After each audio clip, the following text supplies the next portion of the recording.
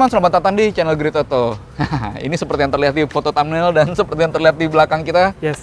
Kali ini kita akan mengulas tentang Toyota Agya G, teman-teman. Tepatnya varian G dong, tadi kan udah disebut. CVT maksudnya. Oh iya, karena G ada yang CVT, ada yang MT. Ada yang manual juga, betul. Jadi kalau dari hasil ulasan Agya GR Sport yang sudah kami ulas sebelumnya, teman-teman, itu sangat bagus. Banyak hal yang menarik, termasuk soal akselerasi, efisiensi yang lebih baik dari Honda Brio. Pun dengan fasilitas, fitur-fiturnya ya. Dia lebih lengkap dari Honda Brio. Yes. Hasil itu, teman-teman, membawa kami ke pertanyaan berikutnya. Kalau yang GR Sport value-nya bisa bagus, lantas bagaimana dengan varian pelapisnya yang di bawahnya, yaitu G yang CVT ini? Karena bagaimanapun dengan harga yang lebih menarik, siapa tahu bisa menjadi lebih tinggi value-nya. Gitu. Dan terkadang juga kalau di tipe G ini, itu biasanya jadi ini ya, yang paling laris nih di antara keluarga Agya misalnya. Iya, harga teman-teman. Harganya berapa, Bang? Ini 191,4 juta, teman-teman. Yang mana itu lebih murah sedikit dari Honda Brio Satya. Itu 191,9 juta. Yang CVT juga. Jadi ini adalah pilihan yang sangat tipis nih, banget. Yang sangat setara, sehingga kami berharap kita akan bisa mengulik lebih jauh plus minusnya untuk ngebandingin, teman-teman. Dengan Brio yang notabene penguasa pasar, ini value-nya oke apa enggak. Dan sedikit clue di awal, teman-teman, ini secara performa Agya GR itu udah oke, tapi ini even better. Gitu. Lewat dulu. Dan seperti apa ulasannya, teman-teman? Langsung kita ulas Agya G CVT. Ini dia. Bukan Avanza. Mana?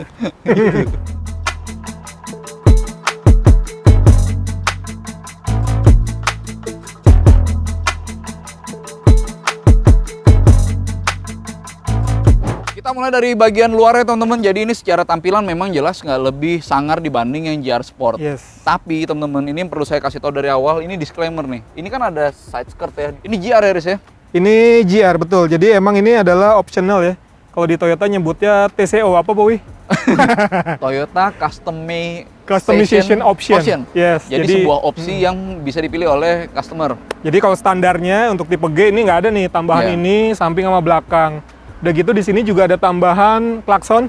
Klaksonnya suaranya lebih kenceng. Sama ada itu tuh apa, DVR atau dashcam lah ya sekarang nama bekennya gitu. Perlu ngasih tahu dulu, teman-teman, kalau bumper ini tambah side skirt, tambah yang bumper belakang itu sekitar 3,5 juta. 3,5 juta. Untuk Toyota Agya G beli body kit yang supaya mirip dengan GR Sport. Sementara kalau yang klakson dengan klaksonnya bunyinya, gue mesti kasih tahu dulu. Ini keong sih ya? Klakson keong ya. Suaranya jadi lebih kenceng ya. Klakson ditambah DVR, ada dashcam itu sekitar 2.150.000-an. Intinya adalah itu penambahan, itu opsional. Tapi yang pasti, kalau dalam keadaan standar, ini mobil terlihat cupu. Memang lihat kosongnya, teman-teman, terlihat LCGC-nya ya. Kalau udah terbiasa ngelihat GR Sport yang keren gitu ya, yang sangar, ini jauh lebih nggak sangar. Bahkan ya kalau dibanding sama saudara kembar yang dibawa, si Ayla itu. Secara fascia jujur gue lebih suka yang Ayla ya. Secara tampilan depannya, udah gitu penggunaan peleknya juga. Ini peleknya ya sama sih, single tone gitu ya.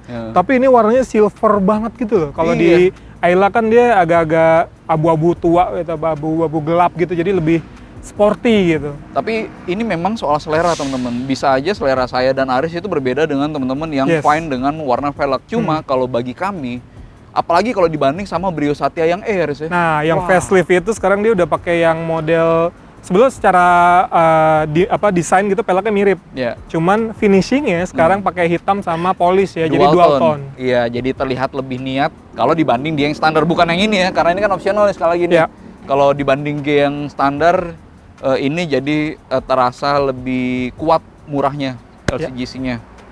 Gitu. Ini by the way, teman-teman, kalau yang GR ini logonya Toyota. Sementara kalau yang G ini logonya burung Garuda. Jadi memang sebagai ini juga ciri khas untuk LCGC ya, harus ada ornamen-ornamen khususnya. Ada yang perlu kita tunjukin, teman-teman. Jadi ini bannya berbeda dari yang GR. Yang ini menggunakan Eco Tire dari GT Radial Campiro Eco. Nah, Ini nanti akan ada penjelasan lebih lanjut ketika ngebahas soal performa. Yang pasti ini ban ya teman-teman lebih berpotensi untuk ngedapetin efisiensi yang lebih baik gitu. Karena dari bahan dan patternnya itu memang optimal untuk pengiritan BBM gitu. Khusus ya memang ya dibikinnya ya. Dan ini ukurannya 175/65 R14. Iya. Jadi beda sedikit ya. Kalau yang GR Sport itu kan 15 inci ya? Iya. Gini teman-teman, ini memang opsional.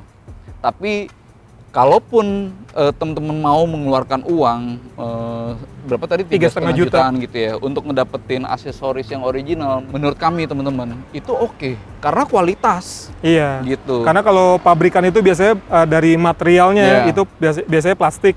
Jadi nggak gampang kalau misalnya nabrak gitu ya, nggak gampang pecah kayak misalnya pakai fiberglass gitu kan. Lebih ngeplak, kualitas lebih bagus, dan ya secara itu desain presisi ya, lebih presisi, dan secara desain pun udah mereferensi ke yang GR.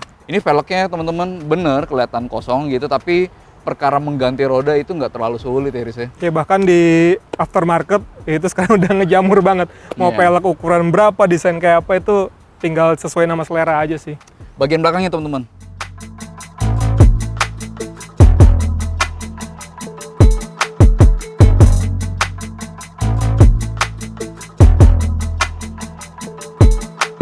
Di bagian belakang teman-teman nih kelihatan ada sensor parkir, tapi belum ada kamera parkir. Nah, kamera parkir adanya di mana Bang Rais? Adanya di sini. Bukan, di opsional.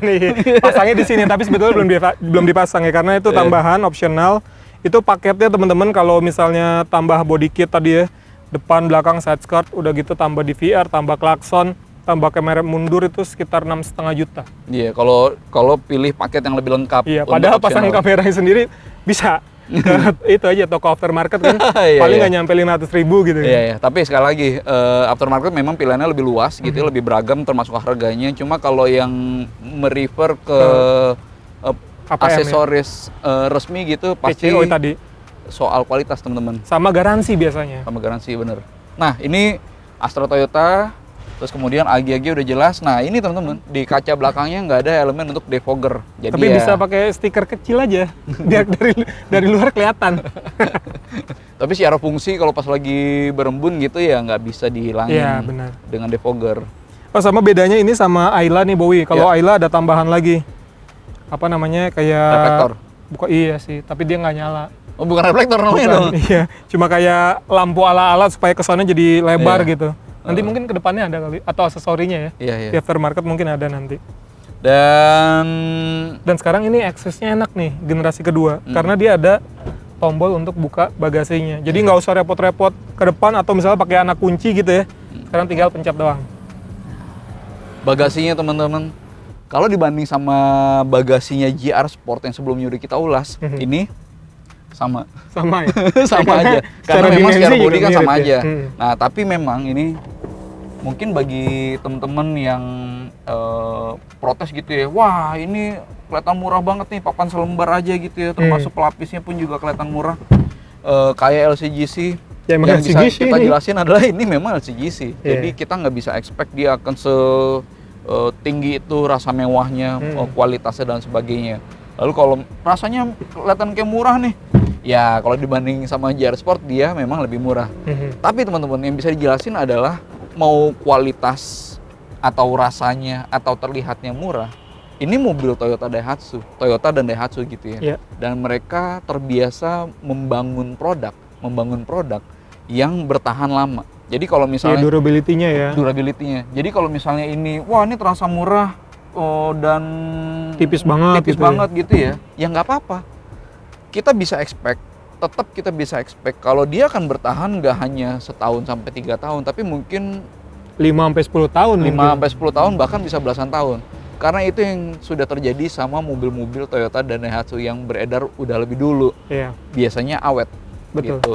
Terus ini Bowie, ini ada seperti dudukan gitu ya. Sama udah ada lengkap dengan kayak tonjolannya gitu. Mungkin nanti di versi facelift ini ada cover tambahan nih. Iya. Nanti, sekarang belum.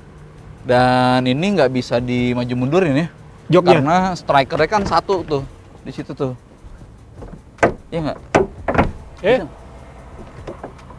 Iya. Ini kan? Pengunci doang. Jadi untuk kalau cuma mau ngelipat doang gitu loh. Coba tarik itu. Iya. Ini rata lantai nggak nih? Enggak Ya. Agak nanjak sedikit lah ya. Iya. Tapi yang kita appreciate teman-teman sebagai varian yang menengah, dia tetap dengan 3-point seat belt dan ada headrest. Nah, itu penting karena di Ayla itu ya.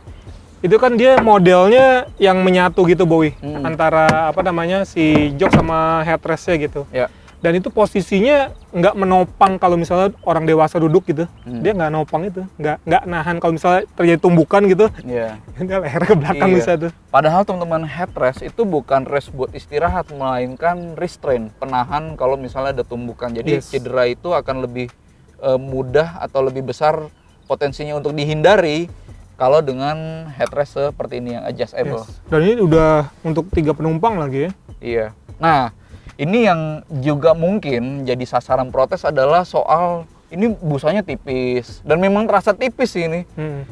Bahwa feel-nya saya nggak masalah, duduk di belakang saya nggak masalah, iya itu benar. Cuma kalau untuk soal tipis-tipisan itu memancing protes itu juga iya sih. Iya benar. Gitu, jadi terasa murah.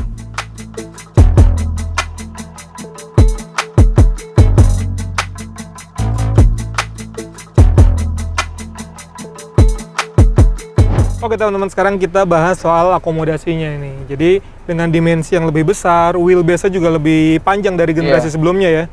Ini udah di-set sama Bowie dengan posisi duduk idealnya di 168 cm ya tingginya ya. Dan saya duduk di belakang, ini tinggi saya 170 cm tapi kelihatan ya masih legroom-nya masih lumayan lah ya. 8 jari masih ada, udah gitu headroom-nya masih ada 4 jari. Jadi ya nggak ada masalah untuk penumpang dewasa, dan ini headrest-nya benar-benar kepake tuh. Kalau ada tumbukan, gitu. Dan soal kepraktisan memang ini ada, cuma nggak yang terlalu berlebihan. Yes. Ini ada satu kantong cup holder, terbuka, cup holder, lalu kemudian di sini ada kanan kiri juga. Seat pocket ya, sama di door trim untuk satu tumbler masing-masing. Tapi sebenarnya teman-teman, saya berharap ini Riz, ada USB. Karena hampir semua zaman sekarang penumpang tuh pasti butuh colokan buat nge-charge HP-nya kan. Kalau nggak port USB itu aja deh, power outlet gitu ya. Jadi kita harus ada tambahan adaptor lagi, nggak apa-apa gitu. Tapi belum ada. Sayangnya belum ada. Ya mudah-mudahan ada di facelift berikutnya. Nah, ini warnanya hitam teman-teman, plafonnya yang terang gitu ya. Tapi warnanya hitam. Dan bagi saya, warna hitam itu cenderung menyelamatkan mobil untuk bisa terlihat elegan. Meskipun mobilnya adalah mobil tanda kutip murah atau entry level gitu ya.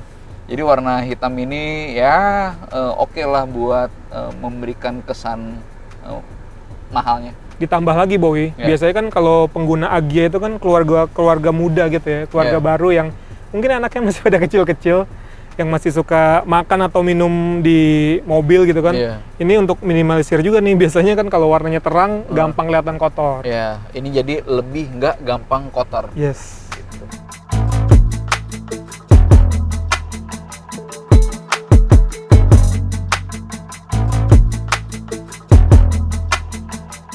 Lalu kemudian di bagian kokpit teman-teman, termasuk soal fiturnya. Ini adalah mobil yang secara value dari fitur aja ya, itu udah lebih oke dibanding lawannya. Brio itu bahkan yang paling mahal, yang Brio RS nggak punya pedal shift. Brio yang paling mahal bahkan nggak punya stability control. Dan Brio yang paling mahal bahkan nggak punya mode berkendara power nih. Dan game memberikan itu semua teman-teman. Jadi value-nya dengan harga yang benar-benar hampir setara, nggak sampai 1 juta selisihnya. Value-nya lebih tinggi berkat fasilitas yang lebih banyak. Gitu. Pertama teman-teman tadi masuk sudah dengan keyless entry, karena kita cukup ngantongin aja, tinggal tap yang ada di gagang. Lalu kemudian untuk nyalain mesin tinggal tombol start stop. Gitu. Lalu setelah semuanya di-set gitu ya, posisi duduk, ini pun juga bisa di-setel tapi bukan teleskopik gitu ya, hanya naik turun. Kita bisa menikmati mobil ini dengan eksplorasi mode manual, pedal shift.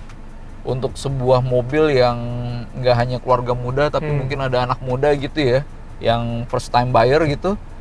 Pedal shift mungkin bisa memberikan sensasi sportinya mobil individualnya gitu kan. Bener sih, setuju. Sesuatu yang sekali lagi mungkin ini bisa nggak penting bagi banyak orang, tapi mendingan ada tapi nggak dipakai daripada mau dipakai tapi nggak punya, nggak ada gitu kan. Gitu. Lalu ini CVT teman-teman, semua sulit menampik bahwa CVT adalah transmisi yang sukses. Dia bisa memberikan efisiensi, kehalusan, dan kenyamanan di kecepatan tinggi kan, karena rasio pulinya itu rentangnya luas, dan itu juga diterapkan di Agya sekarang. Ya, lanjut lagi teman-teman soal fitur. Ini sekarang head unitnya sudah iPod ready, tapi tetap belum ada Apple CarPlay dan Android Auto. Padahal si Ayla itu udah bisa, sudah punya fitur itu. Karena ya kalau hari gini ya mungkin orang-orang aktivitasnya di kota besar itu salah satu fitur yang sangat ngebantu ya nggak sih? Iya. Kita buat misalnya muter lagu digital atau misalnya untuk proyeksi GPS itu penting banget sih. Dan di sini ada ya USB bisa buat ngecharge, oke. Lalu kemudian Bluetooth teleponnya juga ada, jadi meskipun nggak ada Apple CarPlay tapi bisa buat nelpon sama dengerin musik yang di setel di iPod atau HP. di iPhone. Lalu kemudian AC-nya sudah digital dan sayangnya fog lamp nggak ada. Si Satya sekarang juga nggak ada. Oh iya. Malah downgrade, tadinya ada kan. Sekarang malah nggak ada, malah hilang. Satya yang teman-teman ya. Itu tadinya ada. Sekarang malah hilang. Mungkin Honda, ini si Agya nggak ada fog lamp nih. Kita juga nggak ada. Iya nggak ada. Udah kita tambahin aja iluminasi di sini katanya. Buat di transmisinya. Gitu. Padahal itu masang sendiri bisa tuh lampu-lampu itu. Ini di VR-nya seperti tadi dijelasin di awal teman-teman, ini opsional. Nah ini teman-teman soal build quality, mungkin ini adalah salah satu komponen di mobil yang paling gampang dikomentarin karena dekat dengan mata kan, di garis bahu nih. Jadi gampang meleot ya. Intinya ini tipis, kelihatan meleot, terus di dashboardnya pun juga. Jadi waktu kemarin kita ngebahas JR Sport ada teman-teman yang berkomentar, tetap aja itu sebuah LCGC. Ya bener sih, tapi buat teman-teman yang lagi nonton nih Riz, yang mungkin terbiasa sama mobil-mobil di kelas yang lebih tinggi gitu kelasnya ya, Yaris atau mungkin di atasnya, hal kayak gini nih emang mengganggu nih.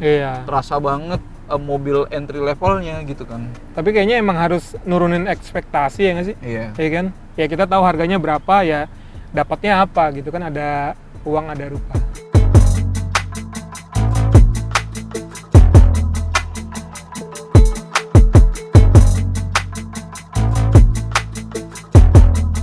Nah, sekarang kita pengen ngebahas soal impresi berkendaranya teman-teman, karena itu akan menjadi kejutan berikutnya. Oke teman-teman, sekarang kita masuk ke jalan untuk menjelaskan impresi berkendaranya. Karena gini, meskipun ini mobil secara basic sama dengan GR yang sebelumnya udah kita tes teman-teman, tapi banyak perbedaan, Riz. Yang paling signifikan adalah soal roda. Roda ya.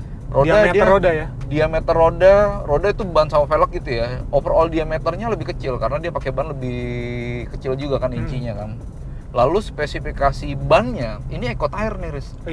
Sementara kalau yang GR itu yang bukan eco tire, jadi memang orientasinya untuk grip yang lebih nempel, nikung lebih enak gitu ya.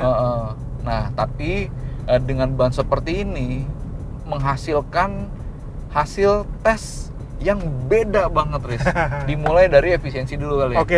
Kalau di Agya yang GR kemarin itu di rute dalam kota Bowie itu dia 17,1 km per liter. Kalau ini berapa? Ini 18,5 km per liter teman-teman. Padahal 17,1 itu udah irit banget, yang bahkan sudah lebih irit dari rival beratnya, dari Brio ya. Baik Satya maupun RS. Iya betul, setuju. Udah gitu kalau di rute tolnya si Agya itu yang GR itu 21,1 km per liter. Ini teman-teman dengan ban lebih kecil, eco tire 23,3. 23,3.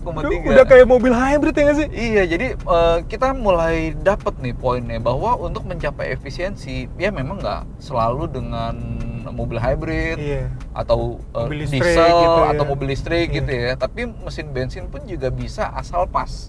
Nggak hanya soal mesin yang irit. Ini mesin terbukti irit sih WAVE kan. Tapi kalau mesin yang sama ditemplokin ke Avanza atau Zenix gitu, belum tentu irit. Karena jadi struggle banget kan. Gitu. Power to weight ratio-nya jadi nggak bagus gitu ya. Betul. Jadi ini racikan yang pas dengan mesin seperti ini ditaruh di Agya dan Ayla tentunya. Dan ini satu-satunya nih mesin ini di Agya. Karena kalau Ayla kan ada yang bilang 1000 cc. Masih ada yang 1 KR di yang 1000 cc 3 silinder. Gitu, dan lebih jauh teman-teman soal bagaimana efisiensi si Agya bisa sebagus ini karena secara basic itu mesin 3 silinder kan. Yes. 3 silinder itu memberi beberapa kelebihan. Pertama adalah kalau silinder cuma 3 berarti berkurang 1 dari 4 silinder, dia sudah berkurang friksi.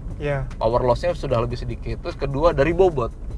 Kebayangan bobot mesin secara keseluruhan dan mobilnya secara keseluruhan juga. Kalau dari mesinnya aja nih berarti sudah berkurang piston, stang seher, ini anak bengkel banget, krek asnya gitu ya. Beberapa orang nyebutnya seher, stang piston sih. Piston lah ya. Stang piston itu kan mengurangi bobot yang lumayan bagi bobot keseluruhan mesinnya. Kecemerlangan itu juga terjadi pada akselerasinya, teman-teman. Nah, itu dia tuh.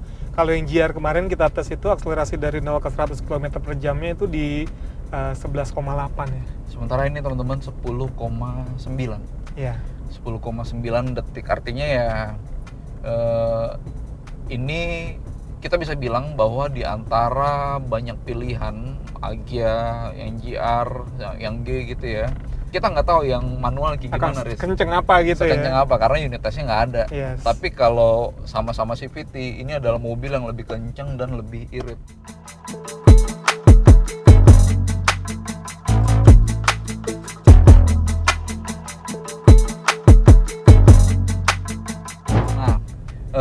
Kita juga perlu share soal rasa berkendaranya. Ini dibanding GR lebih nyaman secara bantingan. Karena lebih GR itu lebih empuk teman-teman. Karena GR ada set ini suspensi ya. Suspensinya beda, Sama ini sih setirnya ya. Kalau yang GR itu kan lebih direct, ya kan. Jadi lock to lock si putaran setirnya itu beda teman-teman. Meskipun secara radius putar sama, tapi lock to locknya itu ini lebih banyak sehingga ketika misalnya kita yang GR nih gerakin dikit dia udah agak belok, tapi lebih banyak sudutnya. Kalau ini enggak. Jadi kalau bisa kita katakan rasa berkendaranya memang jelas berbeda. Dari set suspensi aja ini nggak serigid GR. Jadi nggak setajam GR ketika bermanuver atau ketika misalnya zigzag. Kalau zigzag dia akan lebih terasa terasa body rollnya.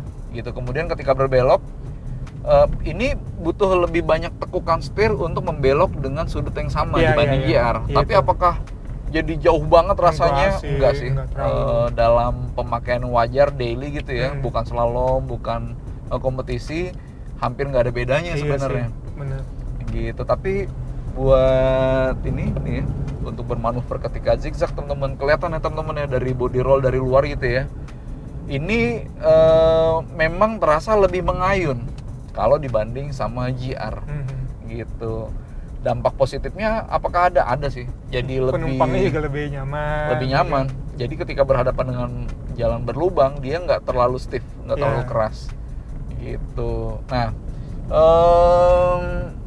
kalau kita sih teman-teman ngelihatnya untuk daily, ini adalah mobil yang sebenarnya udah pas gitu, Riz ya. Untuk komuter, bensinnya irit banget. Terus akselerasinya nggak bulat-bulat amat gitu. Bukan nggak bulat, bahkan kenceng gitu ya. Bahkan kenceng kita bisa bilangnya. Lalu kemudian soal kelincahan, ini adalah mobil yang secara alami memang sudah lincah kan. Termasuk bodinya compact gitu kan. Udah gitu radius putarnya juga bagus. Tadi kan kita nyobain gitu, enak aja. Kelebihannya karena kalau radius putarnya bagus ya, misalnya kalau parkir di tempat sempit gitu kan lebih gampang. Impresinya oke buat daily, buat sebagaimana layaknya habitat si Agya. Gitu. Tapi memang ini ada kelemahan mendasar nih soal getaran teman-teman. Itu nggak bisa dipungkiri sih ya. Kalau mesin ganjil itu kan memang identik dengan getaran, apalagi kalau misalnya lo berhenti nih Bowie, berhenti benar-benar berhenti, udah gitu di D, itu getarannya sangat terasa. Kalau udah jalan kayak gini nggak terlalu sih sebetulnya karena RPM sudah meninggi. Udah meninggi gitu. Tapi kalau misalnya lagi idle di lampu merah deh gitu, kita berhenti ya kan, kalau nggak kita netralin tuh getarannya berasa banget. Jadi bagi teman-teman yang mungkin sensitif banget sama kenyamanan soal getaran gitu ya, ini bisa menjadi mengganggu nih, Riz. Karena kita punya perbandingannya yaitu Brio. Brio yang sama-sama 1200 cc teman-teman, 4 silinder. Itu getarannya nggak terasa ini, nggak seheboh ini ya. Gitu. Jadi kelebihannya mungkin dia efisiensi dan akselerasinya bagus, tapi kekurangannya teman-teman itu soal getaran yang bisa menjadi gangguan yang signifikan bagi teman-teman yang sensitif. Gitu. Benar.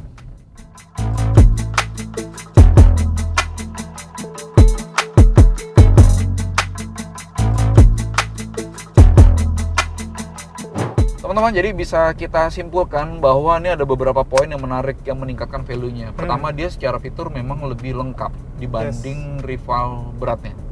Bahkan di varian yang menengah ini yang bukan GR Sport, dia tetap lebih lengkap. Dia punya pedal shift, dia punya kontrol stabilitas, dia punya mode berkendara power. Udah keyless. Kalau keyless si Brio juga sih. Brio kan yang itu doang. Yang RS ya? Yang RS oh doang, iya, kan? iya benar-benar. Kalau dibanding Satya, sudah keyless dan dia juga sudah dengan tombol engine start stop. Itu menyenangkan. Tapi sayang fiturnya belum punya Apple CarPlay atau Android Auto. Bagi kebanyakan kita yang komuter di jalan butuh untuk memvisualisasikan GPS. Musik digital kayak Spotify gitu misalnya. Daripada gantung-gantung handphone gitu kan biasanya agak susah, suka nggak kuat juga kan dudukannya gitu paling. Itu dari fasilitas. Lalu kalau dari performa teman-teman, ini jelas lebih kencang, lebih irit, dan itu signifikan bahkan dibanding sama kakak variannya. Ini oke banget. Luar biasa sih bisa dibilang nih. Ya, cuma kelemahannya memang soal getaran yang bagi sebagian orang itu akan sangat mengganggu. Pun dengan suara yang lebih terdengar sih. Meskipun kalau gue seneng nih suaranya, kayak Mini V6. Cuma sebelah ya. Tapi waktu itu gue sempat ngobrol Bowie sama orang Daihatsu ya. Yang mesin 1.2 ini juga bisa sama gitu sama di Ayla gitu kan. Kok bergetar gitu kan. Cuma baik lagi target marketnya si Agya itu kan Agya atau Ayla gitu ya, itu kan first buyer kan. First time buyer. Jadi, salah satu targetnya gitu ya. Jadi orang yang mungkin baru punya mobil gitu, dan orang-orang itu mungkin nggak sesensitif kita yang sering gonta-ganti mobil, yang ngetes mobil gitu. Jadi soal getaran itu mungkin ya bagi mereka bisa jadi biasa aja gitu. Kalau buat kita ya pastilah kita udah sering nyobain mobil yang macem-macem gitu, pasti itu akan jadi kerasa banget. Siapa tahu atau target pasarnya gitu ya, targetnya lebih mementingkan soal efisiensi konsumsi gitu kan, atau mungkin budget pasti budget sih yang kalau di kelas ini utamanya ya. Terus kemudian catatan berikutnya adalah soal build quality teman-teman, memang ini sesuai dengan ekspektasi kelasnya gitu. Jadi ya ini bisa menjadi bagian yang diprotes, tapi juga bisa dipahami bahwa ya memang sesuai kelasnya, dan ini bisa long last karena citra mereknya gitu. Agya, Toyota gitu ya, Ayla, Daihatsu gitu ya, terbukti bisa memproduksi produk yang long last, bertahan lama gitu. Lalu soal harga teman-teman, ini bisa banget disebut setara dengan Brio Satya E. Bahkan lebih murah, cuma selisih 500.000. Ini lebih murah sih, 500.000. Tapi secara value Bowie tadi balik lagi ya, secara fasilitas ini lebih banyak ya kan. Udah gitu juga soal konsumsi bahan bakar dan akselerasi ini juga jauh lebih bagus. Ya artinya secara value ini jauh bisa lebih bagus. Nah, tapi memang itu tetap sebuah pilihan teman-teman. Bagi teman-teman yang mungkin suka sama build quality yang lebih bagus, Brio bisa memberikan itu. Lebih suka dengan mesin 4 silinder yang lebih tenang, lebih senyap, Brio mungkin bisa memberikan itu. Tapi bagi mereka yang fine dengan itu semua, lalu kemudian lebih concern sama soal fasilitasnya, soal keiritannya, soal kenceng-kencengnya gitu, Agya yang G lebih bisa memberikan itu kan. Jadi ya karena biasanya fitur-fitur itu banyak yang nggak bisa dipasang sendiri ya. Kayak misalnya kontrol stabilitas, coba gimana pasang sendiri? Nggak mungkin. Bingung kan? Gua nggak pernah nemu ada aftermarket yang pasang kontrol stabilitas ya. Iya, kalau engine start stop atau pedal shift gitu kan, mungkin bisa kita pasang sendiri gitu. Tapi kalau kontrol stabilitas kayaknya lebih kompleks ya. Gitu. Jadi ya sekali lagi teman-teman, itu semua kelebihan kekurangannya bisa menjadi hal yang signifikan untuk mereka calon pembelinya memilih mobil. Dan itu semua tergantung, termasuk teman-teman mana yang lebih pas dengan kemauan dan kebutuhannya. Gitu. Mungkin itu adalah gambaran tentang Agya G CVT. Mungkin itu dulu teman-teman dari kami. Terima kasih sudah menonton dan sampai ketemu di video berikutnya. Terima kasih.